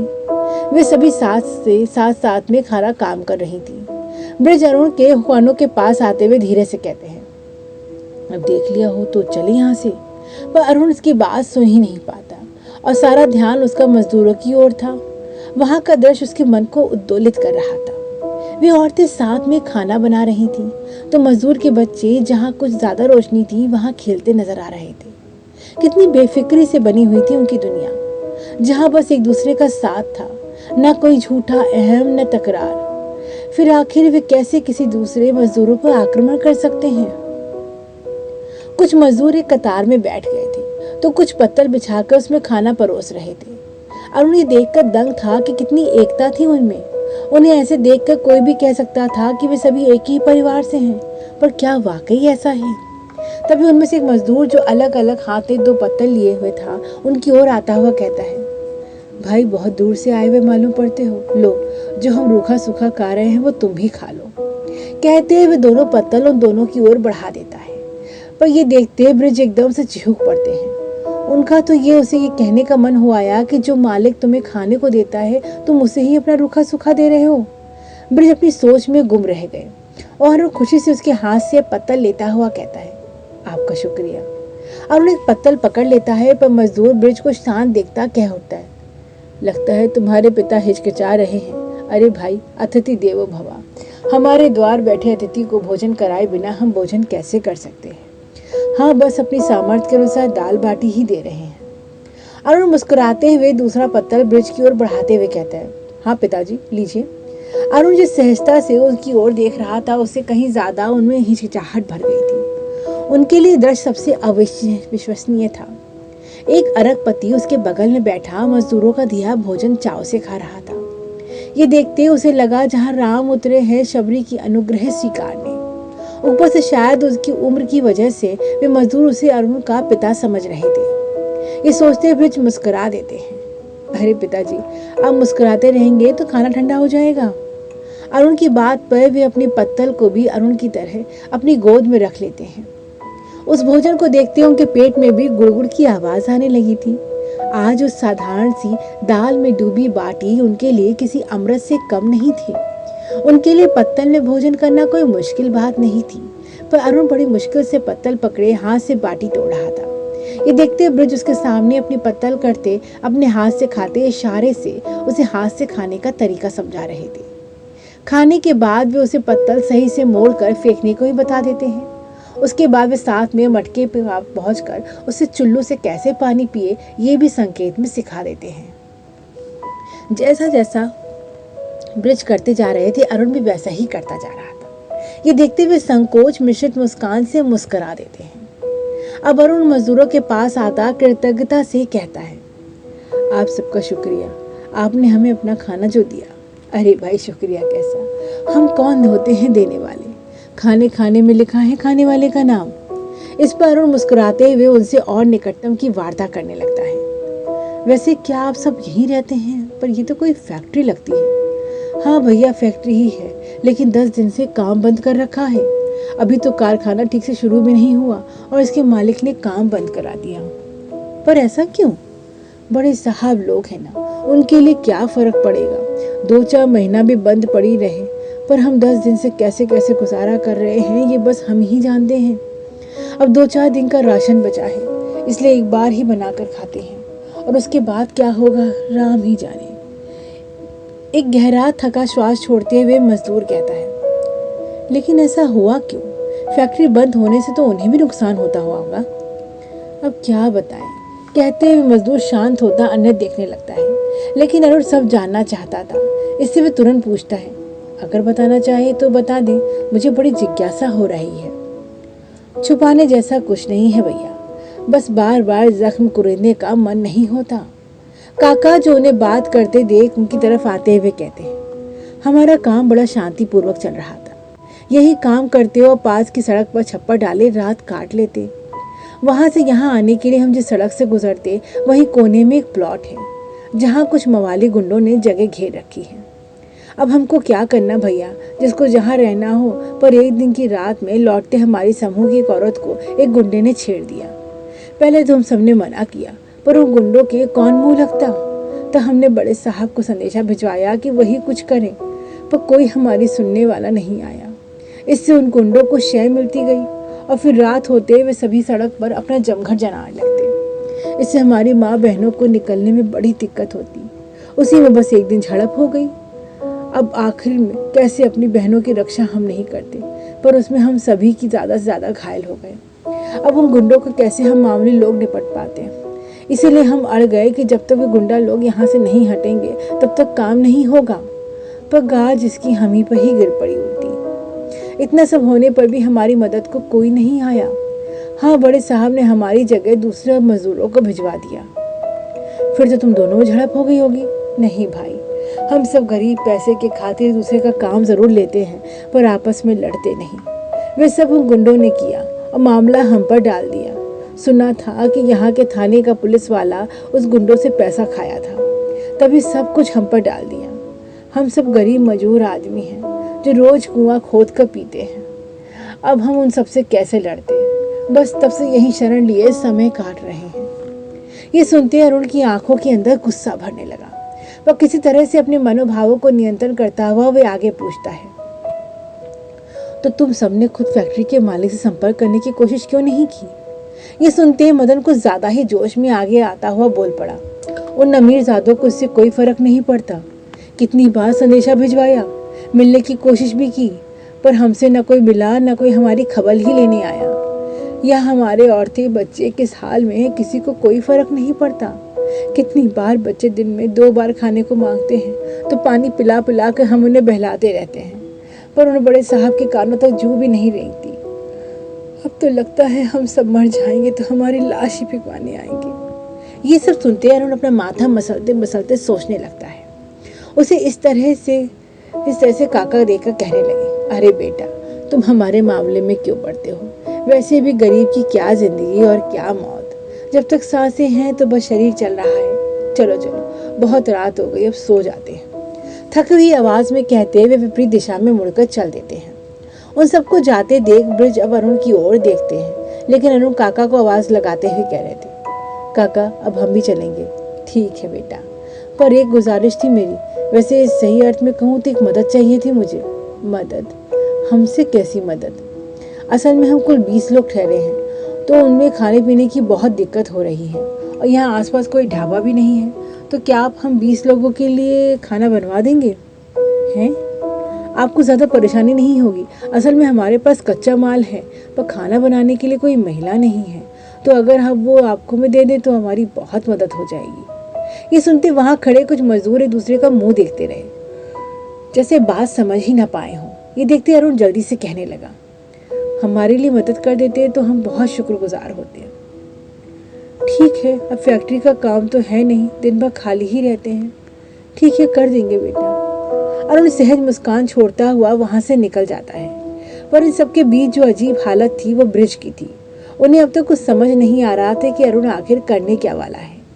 कुछ रास्ता पैदल जाकर वे आगे से ऑटो लेकर मेंशन की ओर चल देते हैं। इतना सब हो गया, लेकिन आपने सारी सिचुएशन को खुद क्यों नहीं हैंडल किया? हाँ, मुझे भी बहुत बुरा लगा।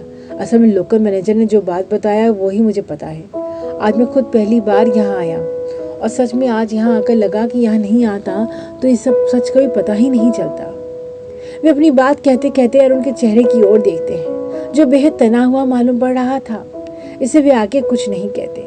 वे मेंशन से कुछ दूरी पर ऑटो रुकवा कर उसी तरह मेंशन में जाने लगे जैसे वे बाहर गए थे। ब्रिज भी कोई बड़ा आश्चर्य लग रहा था कि इतनी सिक्योरिटी के बावजूद उनका बाहर जाना आखिर कैसे वे नहीं जान पाए। ये सिक्योरिटी का लूप होल था या अरुण की मुस्तैदी? एक अंधेरे शराब के अड्डे में विवेक और सेल्वन आमने सामने बैठे थे। दोनों के बीच एक आधी भरी बोतल रखी थी, जिसका अर्थ था वे सिर्फ बात करने वहां बैठे थे और समय काटने के लिए शराब को धीरे धीरे चुसक रहे थे। विवेक, जब तुम्हारा और रंजीत साहब का मकसद एक है तो तुम उसे दुश्मनी क्यों ले रहे हो? क्यों नहीं उनके अनुसार काम करते हो? तो तुम क्या अपने रंजीत साहब की सिफारिश लेके आए हो? सिफारिश नहीं, सच्चाई बोल रहा हूँ। अकेले क्या कर सकोगे? मुझे जो करना है वो मैं खुद कर लूँगा। मुझे उसकी ज़रूरत नहीं है। और बात एक मकसद की करते हो तो तुम क्या जानो कि मैं किस आग में चल रहा हूँ? तुमने अपनी आंखों के सामने अपने को मरते नहीं देखा। तुम्हारी बहन जिसने बच्चे की तरह पाला हो, उसे मौत से भी बदतर जिंदगी जीते देखा है मैंने। इसे तुम मेरी हालत नहीं समझ सकते। उसे बदला चाहिए और मुझे इंसाफ। कहते कहते विवेक की आंखों में जैसे कोई आग से दहकने लगी थी। मैं समझ सकता हूँ, इसलिए तो मैं आज तुम्हारे सामने बैठा हूँ। कहते कहते सेल्वन की आंखों में कोई अनजाना सा दुख उभर आया, लेकिन उस पर जल्दी ही काबू करता हुआ कहता है, मैं आज तुम्हें एक बात और बताता हूँ जिससे तुम आकाश दीवान को काबू में कर सकते हो। उसका कोई सीक्रेट स्टेला के नाम की पत्रकार के पास है।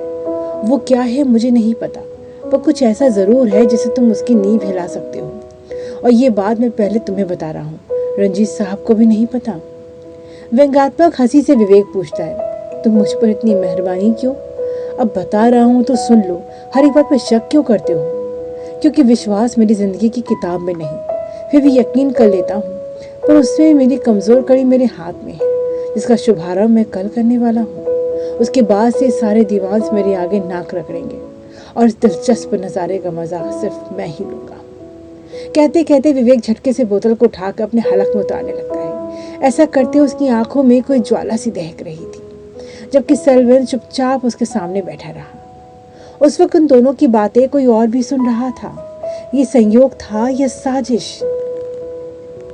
मेंशन लौट कर अरुण और ब्रिज सामने सामने बैठे थे। कुछ देर तक कमरे में खामोशी के बाद ब्रिज खामोशी तोड़ते हुए कहते हैं, अब क्या सोचा है अरुण, करना क्या है? वैसे आपको क्या लगता है क्या करना चाहिए मुझे?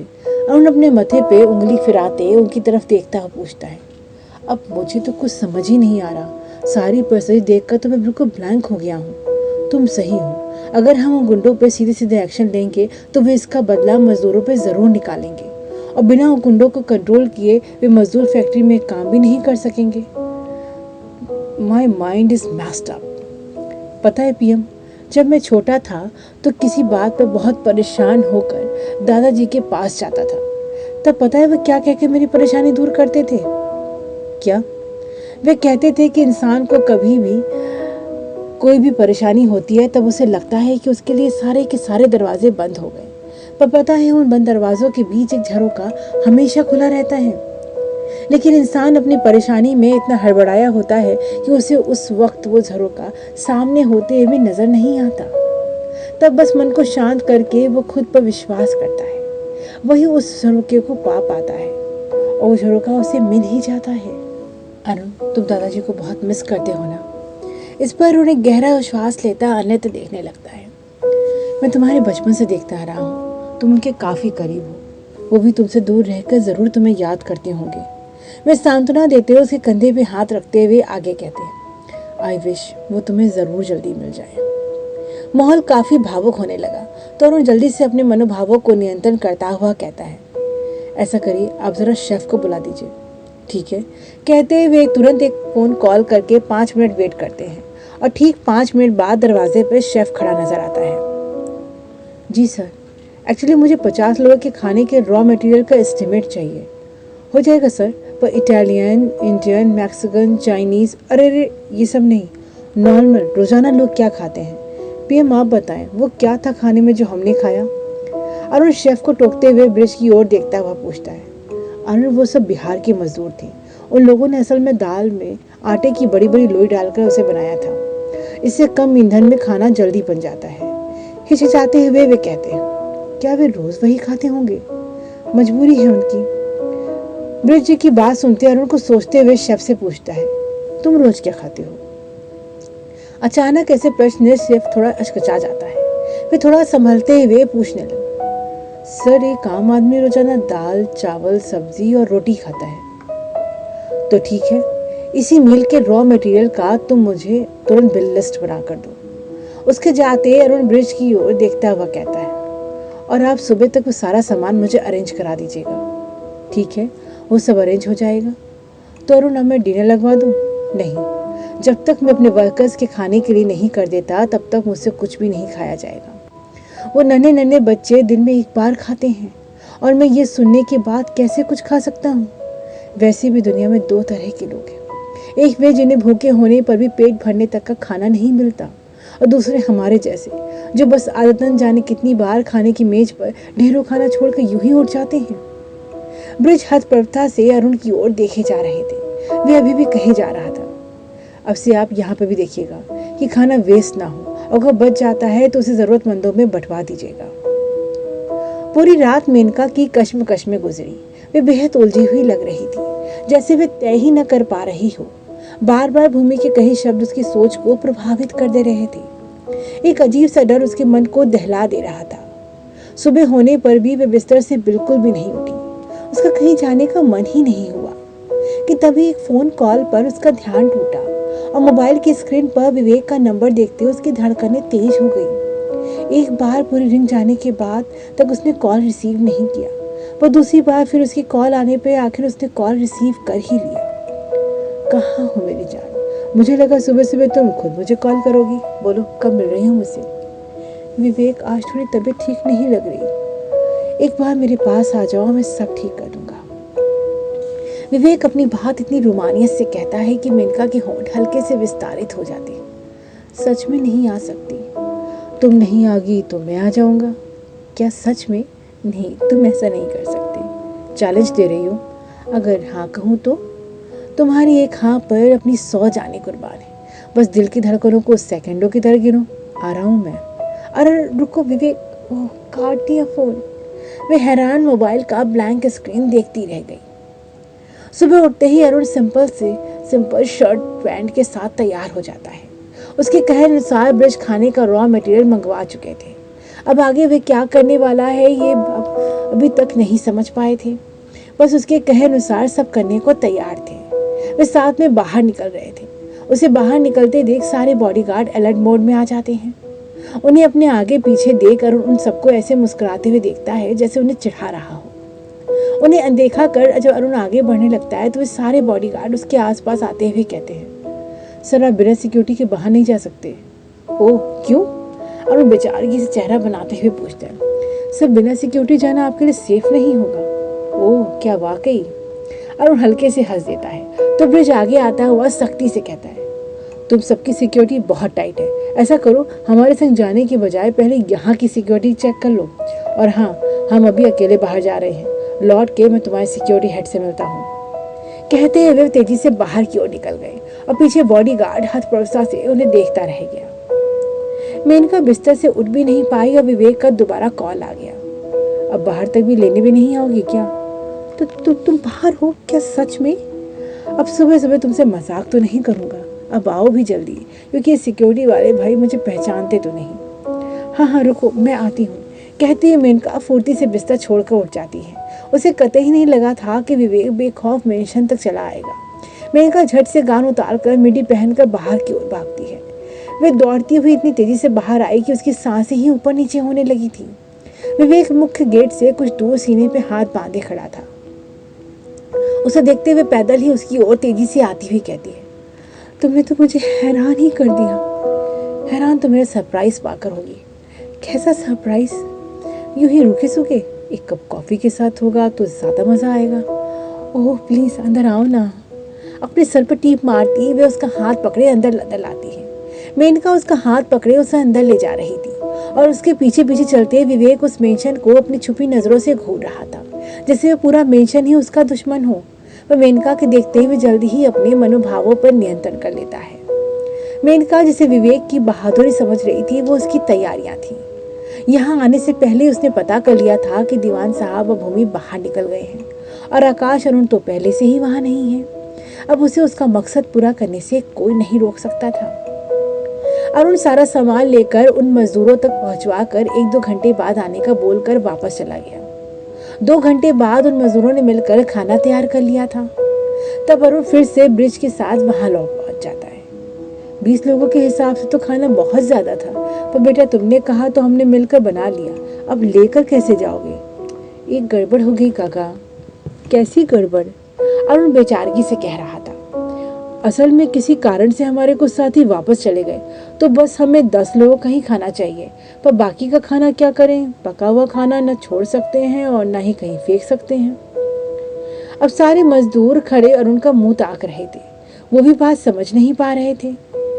एक काम कर सकते हैं, प्लीज आप सभी आज इसी खाने से काम चला लें, नहीं तो इतना खाना वेस्ट देखकर मेरा बॉस मुझे ना नौकरी से बाहर कर देगा। अरुण की बात सुनते हुए सारे मजदूर अपनी अपनी बगले झांकने लगे। देखिए प्लीज आप मना मत करिएगा, ये मेरी बहुत बहुत बड़ी रिक्वेस्ट है आपसे, ये मेरी मदद होगी आपके लिए, मैं इतना सारा खाना वापस नहीं ले जा सकता। अरुण की बात पर वहां सबकी छुप भी जा गई, किसी को कुछ समझ नहीं आ रहा था।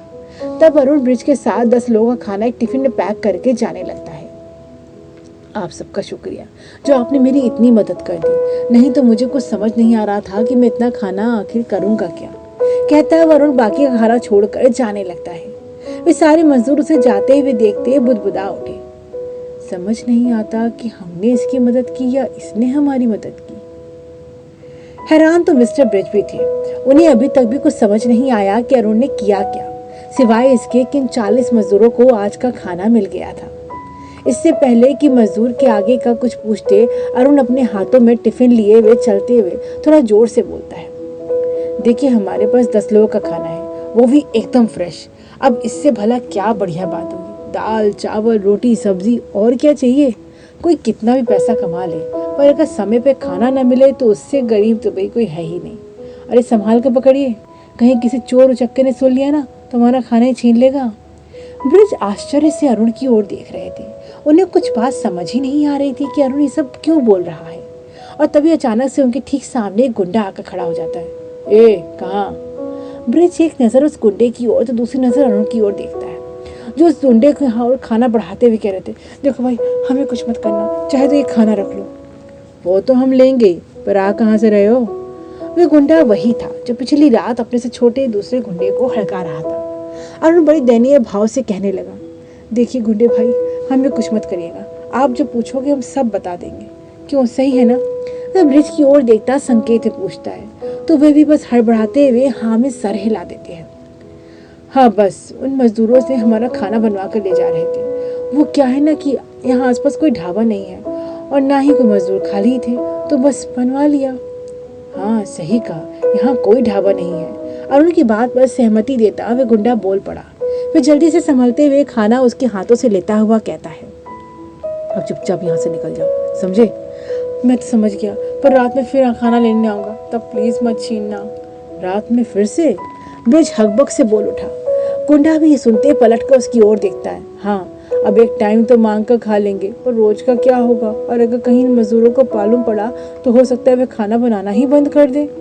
हैं? अरे नहीं, ऐसा मत कहो, खाना तो तुम रोजाना लेने आओगे और हमें दोगे। गुंडा थोड़ा हल्के से गिड़गिड़ाते वाले स्वर में बोला। अब तुमने मुझे इतना डरा दिया तो ठीक ही कर लेंगे, लो भाई खाना लो। और उसके हाथ में खाने का टिफिन पकड़ाते हुए आगे बढ़ जाता है। और यही ठीक ब्रिज भी करते हैं, पर उनका दिमाग ऐसा घूम रहा था जैसे मिक्सी में डालकर किसी ने उनका दिमाग घुमा दिया हो। पर अरुण पीछे पीछे चुपचाप चला जा रहा था।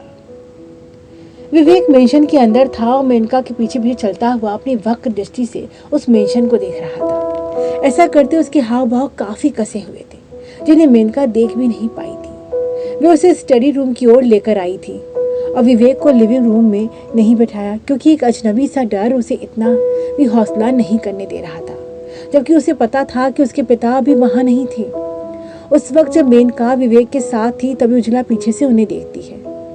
अब तक उसने मेनका को किसी अजनबी के साथ कभी इस तरह नहीं देखा कि जिसका हाथ पकड़कर वे उसे अपने साथ ले जा रही हो। ये देखते ही वो शख्स को देखने उसकी ओर आती है। उस रूम में आते ही मेनका विवेक को बैठाती है कि तभी उजला भी वहीं आ जाती है और उस पल दो बातें एक साथ होती हैं। उजला वाली किरण और विवेक एक दूसरे को हैरानगी से देखते पल भर को असहज हो जाते हैं, जबकि मेनका उजला को देखती हुई कहने लगी, उजला 2 कप कॉफी ले आना हमारे लिए। जहाँ किरण को देखते विवेक के होंठ हल्के से विस्तारित हो चुके थे, वहीं उजला के हाव भाव में तनाव नजर आने लगा था। उसने कभी कल्पना भी नहीं की थी कि जिस शख्स ने उसकी अच्छी खासी जिंदगी को एक क्षण में तबाह कर दिया और जिसे वे अब तक मरा हुआ समझ रही थी, उसी को वे इस मेंशन में और वो भी मेनका के साथ देखेगी। ये देखते उसके दिलो दिमाग में जैसे हजारों चिंगारियां सी फूटने लगी। मेनका। उजला जहाँ बुत बनी खड़ी थी वहीं विवेक मेनका का हाथ पकड़े हुए कहने लगा, हमने दूसरों के हाथ की कॉफी तो बहुत पी है, आज मैं तुम्हारे हाथ की कॉफी पीना चाहता हूँ। ओह ठीक है, बस कुछ देर बैठो, मैं अभी बना कर लाती हूँ। कहती हुई मेनका प्यारी सी मुस्कान विवेक के चेहरे पर छोड़ती हुई उस रूम से बाहर निकल जाती है। उसके निकलने का जैसे विवेक और उजला भी इंतजार कर रहे थे। मेनका के वहां से जाने की तसल्ली होते विवेक अब बिना आवाज के हंसता हुआ उजला के ठीक सामने खड़ा होता हुआ कहता है, उजला वैसे तुम्हारे नाम से, पुराने नाम से कुछ बुरा नाम नहीं है? नीच। उजला एकदम से विफरती हुई उसका कॉलर पकड़ती हुई बोलती है, मुझे लगा था तुम मर गए हो और ये समझते हुए अब मेरा सच कोई नहीं जानता, मैं अब तक सब कुछ सहती रही, पर अब नहीं, आज ही मैं तुम्हारा भांडा सबके आगे खोल कर रख दूंगी। ये कैसे तुमने अचानक से आके मेरा अपहरण किया, कैसे मुझे जबरन बंदी बनाकर रखा, लेकिन तुम बचे कैसे? उस वक्त कार के एक्सीडेंट से तो नर्स ने बताया था कि तुम मर गए, वैसे तो कपड़ों से लाश की पहचान भी की थी। फिर कुछ मुश्किल नहीं था, जैसे तुम्हारे कमरे तक चुपचाप पहुंचना और ना तुम्हें बेहोश करके तुम्हें अपने साथ ले जाना और फिर अपनी जगह किसी दूसरे की लाश को बदलना। सबके लिए जिगर में आग चाहिए जो मुझसे ज्यादा किसी में नहीं है, कहता वह उजला के हाथ अपने कॉलर से पीछे ढकेल देता है। अच्छा है जो तुम बच गए, आखिर ईश्वर चाहते हैं कि मेरा सच सबकी नजरों के सामने आए और तुम्हारे पाप का अंत हो। और तुम मेनका के साथ कौन सा खेल खेल रहे हो? जो भी है, अब और तुम्हें मैं मेरे परिवार के साथ बुरा नहीं करने दूंगी। ओह ग्रेट, मेरा परिवार जिसने एक घटना से तुम्हें दूध से मक्खी से निकाल फेंका और जहां तुम खुद अपने नकली अस्तित्व के साथ खड़ी हो, उस परिवार पे इतना विश्वास कि वो तुम्हारी बात सुनते ही सब कुछ सच मान लेंगे। उजला स्तब्ध उसे देखती रही। तुम्हें पता नहीं क्या कि सच को भी सच साबित होने के लिए हकीकत का जामा पहनाना पड़ता है और मैं झूठ को इतना जमा पहनाऊंगा कि तुम्हारा सच कोई सच ही नहीं मान पाएगा। अपनी बात कहते हुए विवेक के हाव भाव एकदम से शैतानी हो चुके थे और वो उजला की ओर झुकते हुए कह रहा था, वैसे खुद सामने आकर तुमने मुझे बहुत अच्छा आइडिया दिया है। अब मैं कहता हूँ कि जाकर सबको मेरे बारे में बता दो, फिर कहोगी तो मेनका के रास्ते से भी हट जाऊंगा मैं। बस तुम मेरा पूरा साथ देना।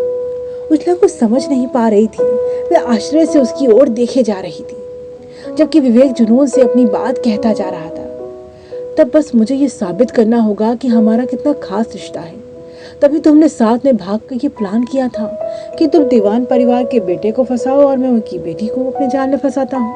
और बस एक बार मेरे कहने की देर है, क्योंकि जिन लोगों ने तुम्हें जाने बिना ही तुम्हारे बारे में ये यकीन कर लिया तो एक बार फिर आसानी से यकीन कर लेंगे कि हम दोनों ने मिलकर ही ये सब किया। और एक पल में अरुण दीवान की नजरों से तुम सदा के लिए सर से नीचे गिर जाओगी। तुम कितने कमीने हो, दांत पीसते हुए विवेक कहता है। जब कीचड़ को साफ करना हो तो खुद कीचड़ में उतरना पड़ता है। इस वक्त मेरे सर पर जुनून की आंधी सवार है, जिसके सामने जो भी आएगा वो बचेगा नहीं। तुम्हारा इरादा क्या है? तुम आखिर चाहते क्या हो? उजला कांपते हुए स्वर में पूछती है। जो भी इरादा है, बस मेरे सामने से हट जाओ और जो मैं कह रहा हूँ उस लेश मात भी अड़चन डालने की सोचना भी नहीं। अभी जो हो वही बनकर रहो। ना मैं तुम्हें पहचानता हूँ ना तुम मुझे, बस यही याद रखना। उस पल उजला के मन में क्या कुछ गुजर कर रह गया, ये बस उसका मन ही जानता था। तभी दरवाजे के खुलने की आहट होते उजला झट से पर्दे के पीछे छिप जाती है। अब मेनका ट्रॉली के साथ कमरे में प्रवेश करती है। उसे देखते ही अपने हाव भाव तुरंत बदलता हुआ विवेक उसका हाथ पकड़कर झट से उसे अपने पास खींच लेता है। इतनी देर के लिए अकेला छोड़कर क्यों गई थी? पता है ना, तुम्हारे बिना एक पल भी मेरा मन नहीं लगता।